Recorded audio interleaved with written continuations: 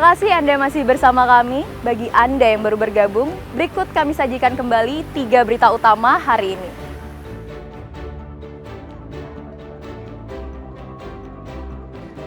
Anak-anak berkebutuhan khusus di Sekolah Luar Biasa Negeri 3 Denpasar menyambut Hari Anak Nasional.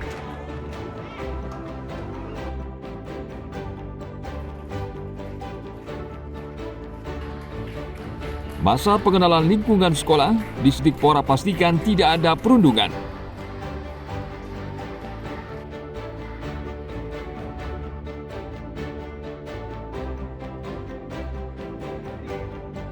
Ribuan wisatawan mengunjungi objek wisata Tanah Barak di Badung.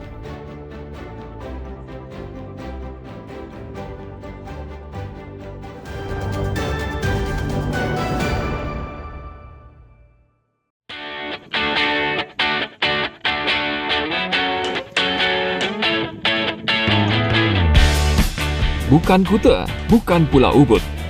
Ini adalah salah satu lagi permata tersembunyi di Bali Selatan yang saat ini ramai diserbu ribuan wisatawan mancanegara setiap hari. Objek wisata ini bernama Tanah Barak, salah satu destinasi eksotis di Desa Kutuh, Badung. Tanah Barak seolah menjadi magnet baru pariwisata Bali. Tanah Barak berada satu kawasan dengan Pantai Pandawa. Objek wisata ini menawarkan pemandangan tebing batu karang menjulang, serta suasana tropis yang memikat wisatawan, terutama yang datang dari negeri tirai bambu Cina.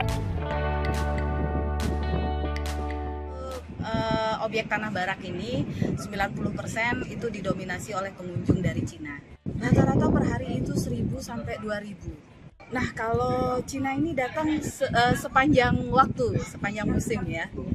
Ya, berarti tidak ada bulan-bulan tertentu ya Bu ya? Tidak ada. Tentu saja lebih sering mensosialisasikan ya melalui media massa ataupun media sosial.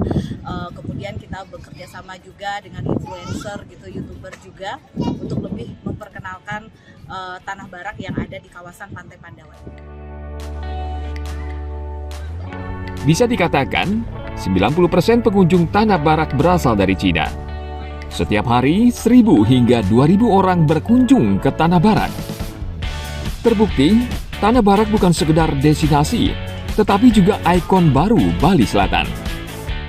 Setiap hari, objek wisata ini terbuka untuk pengunjung, mulai dari pukul 7 pagi hingga 5 sore. Tiket masuk 30.000 per orang, baik wisatawan mancanegara maupun domestik. Tiket sudah termasuk welcome drink dan asuransi. Dengan pemandangan memikat dan harga tiket yang relatif murah, Tanah Barak siap menjadi destinasi unggulan yang akan mengharumkan nama Bali di mata dunia. Ana Agung Gede Agung melaporkan dari Badung.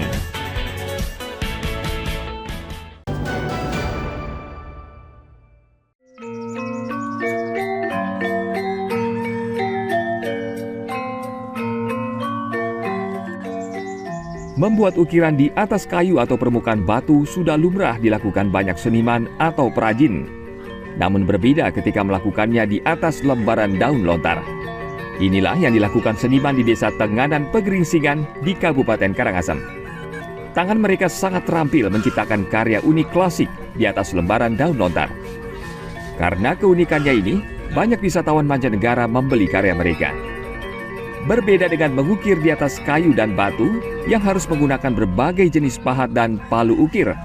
Seniman di sini menatahkan pisau ukir tajam di atas lembaran daun lontar kering.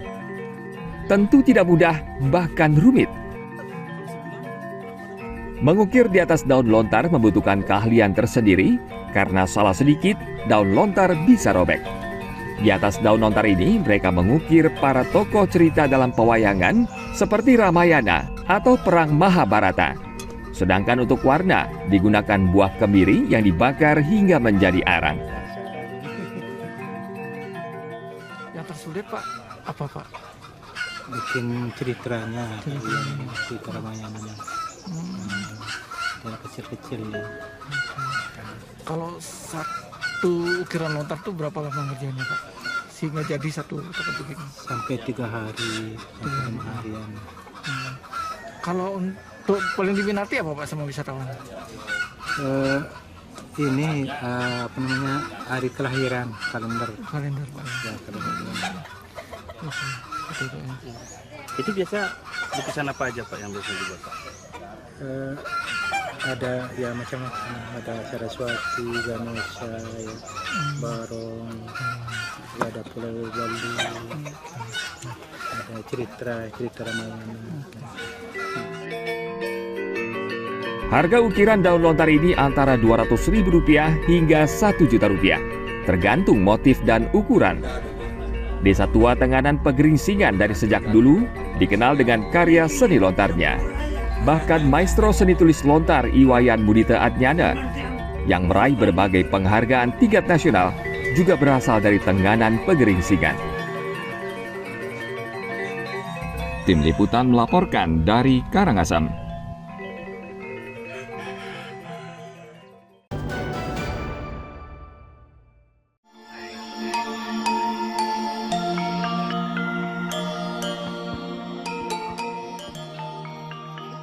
Bila berkunjung ke Kabupaten Bangli, jangan lupa untuk mengunjungi Gua Raja Waterfall di Desa Jehem.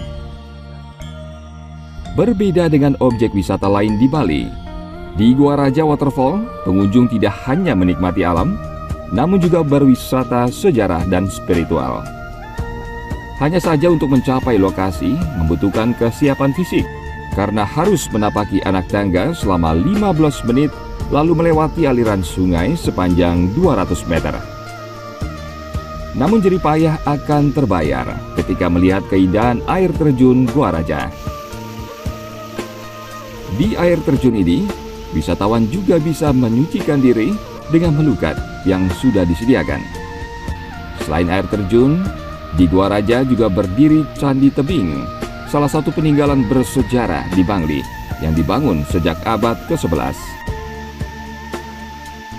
Wisatawan yang berkunjung ke tempat ini terus meningkat. Per hari rata-rata mencapai 300 orang.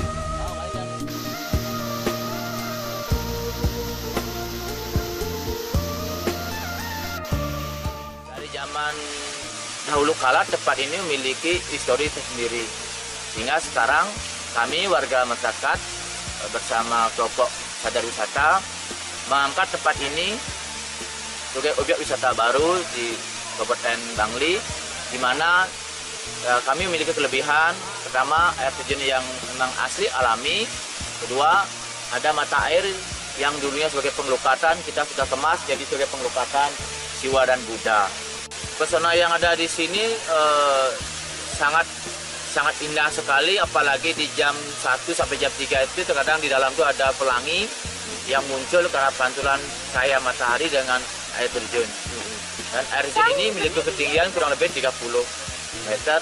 Itu sangat bagus sekali buat view, buat foto yang sangat bagus dari dalam. It was really nice and we had such a great time. The weather was a little bit cold, but it was nice.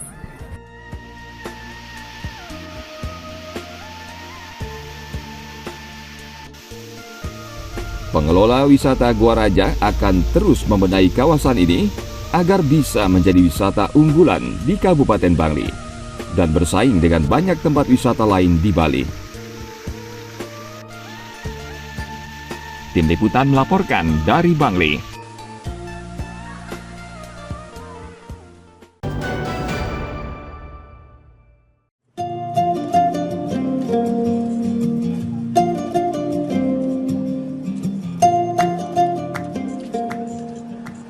Bagi Anda pecinta kuliner, kini tidak perlu jauh-jauh pergi ke Singapura atau Malaysia untuk mencoba mie udang kuah merah.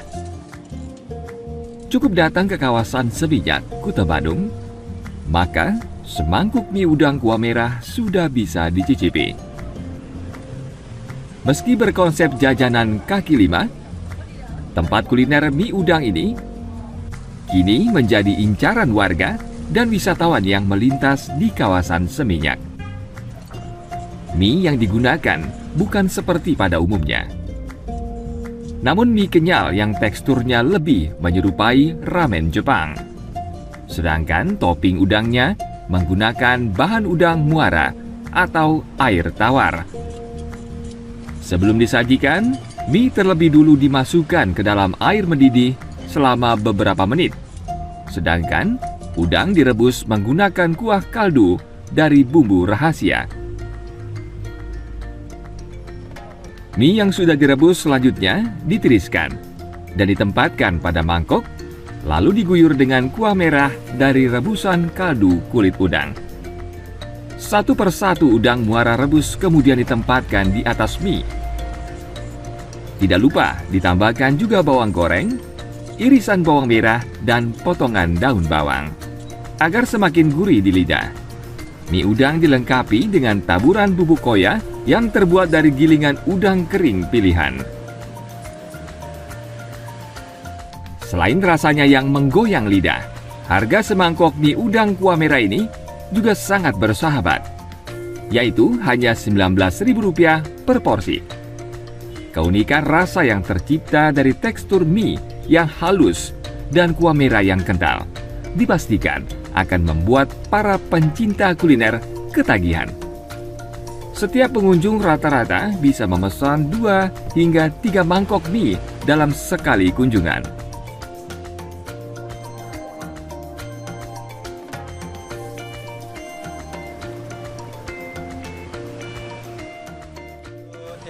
Untuk saya memilih mie udang Niki karena untuk biar beda dari yang lain. Karena yang lain itu udah kebanyakan jual mie ayam, bakso, dan lain-lainnya itu. Saya pengen juga buat terobosan baru Niki. Ya, apa sih yang khas dari mie udang ini? Yang khas dari mie udang ini kaldunya. Lebih kerasa udangnya dia. Karena kalau tempat lain mungkin masih pakai kaldu yang berbeda, tapi ini emang asli dari udang langsung. Ada udang tertentu yang digunakan untuk mie ini? Oh, nggak ada udang tertentu sih. Emang udah tergantung udangnya dari udang air payau nih sih. Dan dari itu kulitnya dipakai untuk buat rebusan kaldu, sama nanti dijadikan kuah di sini. Kalau untuk mie-nya kan teksturnya halus, kali ini ya. Memang menyerupai ramen atau seperti memang sengaja menyerupai ramen atau seperti apa? Mungkin memang mirip-mirip seperti itu, seperti ramen teksturnya, lebih lembut ya. Perfect, beautiful, absolutely awesome. Why? Why? Love my prawns, love my noodles, very into my food. Onions, chives, perfect, absolutely perfect. Looking forward to it. Baru pertama kali mie udang, untuk di Bali sendiri ya. Sebelumnya aku coba, waktu itu aku pernah ke Singapura, aku coba kayak gini, hampir sama rasanya tapi ini lebih enak. Gitu. Ini tekstur rasanya seperti apa sih, Bu? Mie-nya enak, kuahnya dia lebih kental, udangnya fresh, pedesnya dapat, jadi emang enak. Ya. Artinya sebelumnya di Singapura pernah coba ini? Iya, pernah coba waktu itu saya ke Singapura. Cobain kayak gini, ini malah lebih enak. Lebih enak ini, Bu. Setiap harinya, puluhan porsi mie udang kuah merah ala Singapura ini ludes terjual. Tim Liputan melaporkan dari Badung.